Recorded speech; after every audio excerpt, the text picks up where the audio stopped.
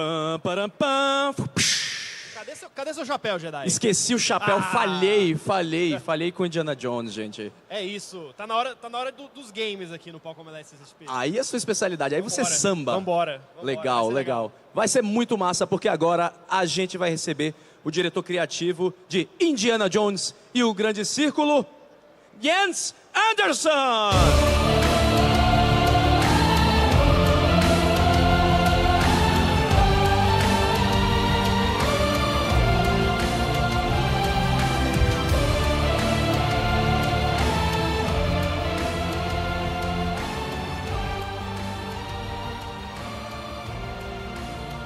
First of all, thank you so much for your time here and to come here to talk with us about Indiana Jones and the Great Circle.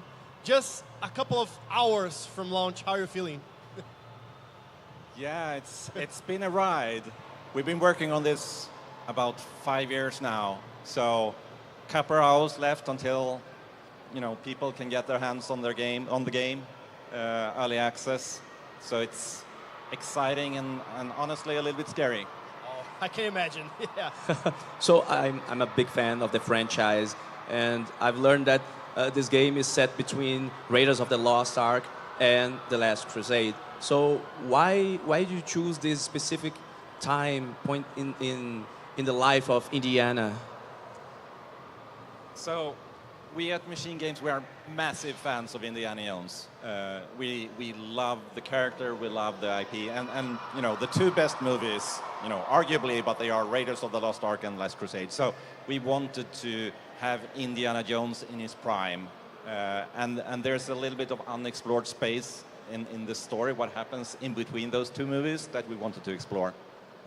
Awesome. And speaking about this, of course, you guys being massive fans, but you also had this collaboration with Lucasfilm Games. And how was this research process? Were you guys able to pick things that didn't make the cut on any of those movies? So we wanted to create a very authentic story, something that feels like one of the movies.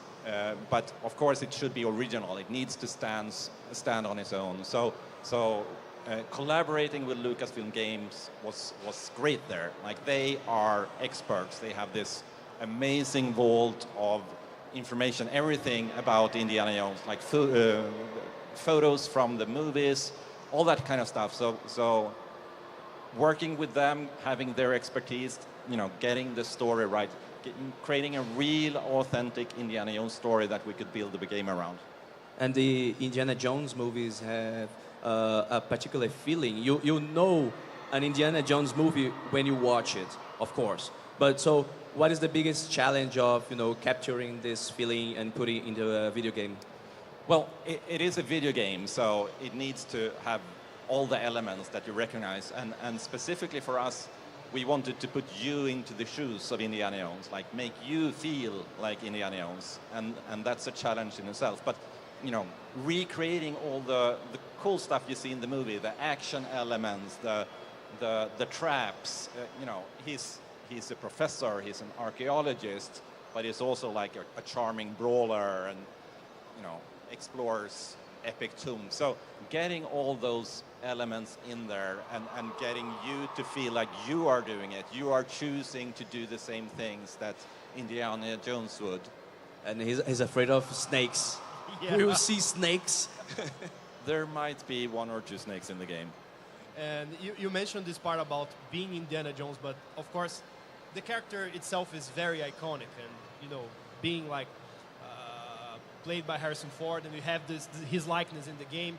How difficult was to recreate the character itself in the game and balancing this? Well, it's Indiana Jones, but it's also you as Indiana Jones. Yeah, no, it's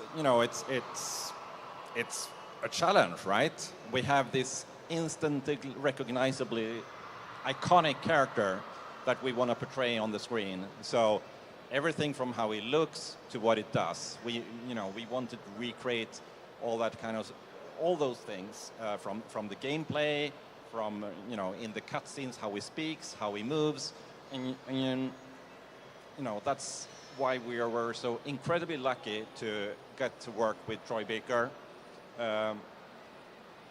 you know, he auditioned, when he auditioned, it was so clear that he was the right choice for this character. He could so closely reproduce the Harrison Ford Indiana Jones from that we see and love in the movies, to that, you know, and not only how he speaks, how he moves, how he, you know, points, how he smirks, all that kind of stuff, and then trying to replicate that through, you know, recreating the model, recreating the animation rig on screen, all those things.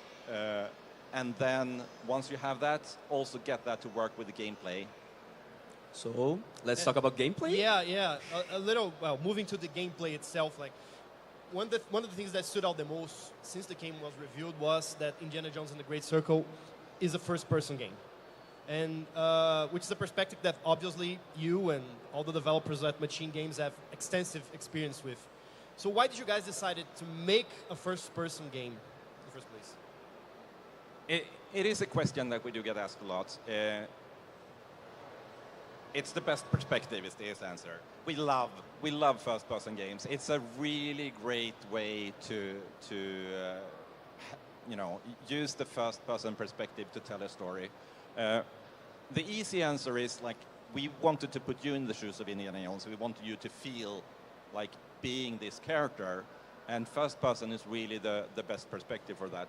There's so much in Indiana Jones that's, you know, even if you look at the movies, it's close shots, you know, it's constrained environments. You get up close and personal to everything, and, you know, we could best recreate that in first person, from a punch, fighting a bad guy, to just interacting with an intricate puzzle, exploring the environment, make it really grounded and realistic. And really, this perspective worked best for that.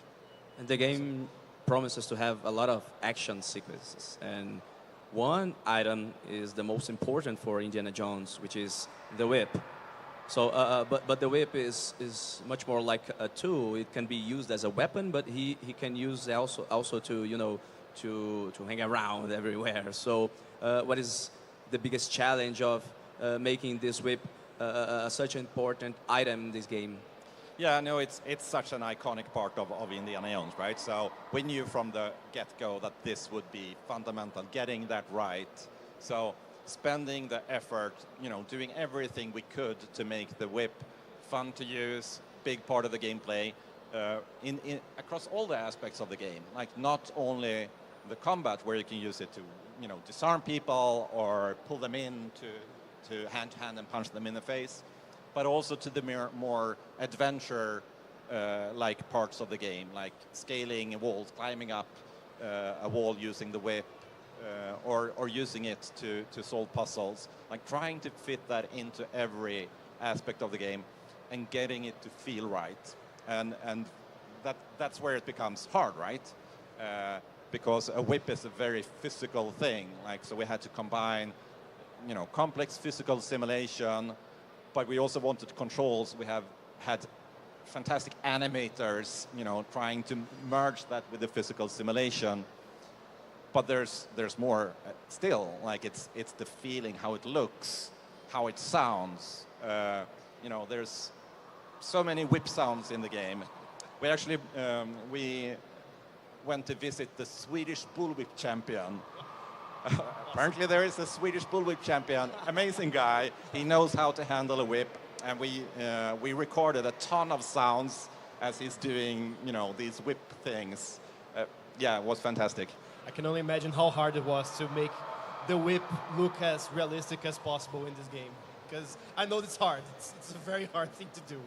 And an aspect of this game specifically, and which I think it's frequently overlooked in adventure games, especially games with adventure inspired by Indiana Jones, is the history and mystery, the historical reference. Like, because there's a lot of video games with adventurers that have this part, but it's not always the main part of the game. So, and that doesn't seem to be the case here, because you have a lot of puzzles, you have a lot of mysteries to solve. Was there a way to make this specific game, Indiana Jones game, a little different from the others? I like to think so, yeah, absolutely. Like, we are, first and foremost, Indiana Jones and the Great Circle is an adventure-first game. You know, we lean heavily into adventure, so we have plenty of you know, amazing action sequences, but first and foremost, it's an adventure game. So there's a lot of exploration, there's a lot of puzzles. Indiana Jones is also, you know, an amazing world because it takes place on Earth, on historical landmarks that you can go visit yourself. So there's an opportunity there to do something, to extrapolate on what you can actually see, what's behind, what's underneath this kind of ruin that you see in the deserts of Giza. So, you know, it tickles your mind to think what you could find under these things. And we try to really make the world dense with mystery, have a mystery around every corner, and encourage this kind of exploration where you can just go off in a different direction than the game tells you to, and be rewarded for it. Find, you know, a big dungeon there, trying to really make this feel like an Indiana Jones world. Awesome.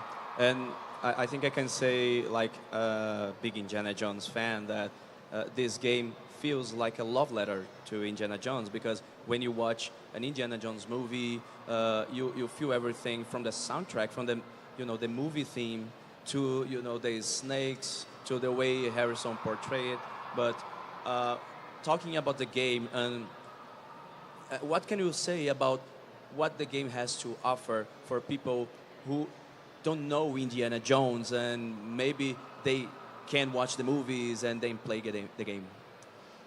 So we are fully aware that this is, you know, I grew up with these movies, but there's a ton of people out there, including a lot of people who, you know, will encounter this game on Game Pass, who's never seen any of the movies. And for fans of Indiana Jones, there's going to be a ton of stuff,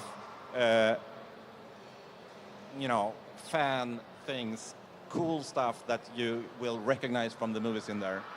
But even if you haven't seen the movies, our hope is that you get to play the game and you get to be introduced to this character for the first time, and falling in love with it, like we have. And you know, you play through the game, you like it, you see the end credit, you love the game.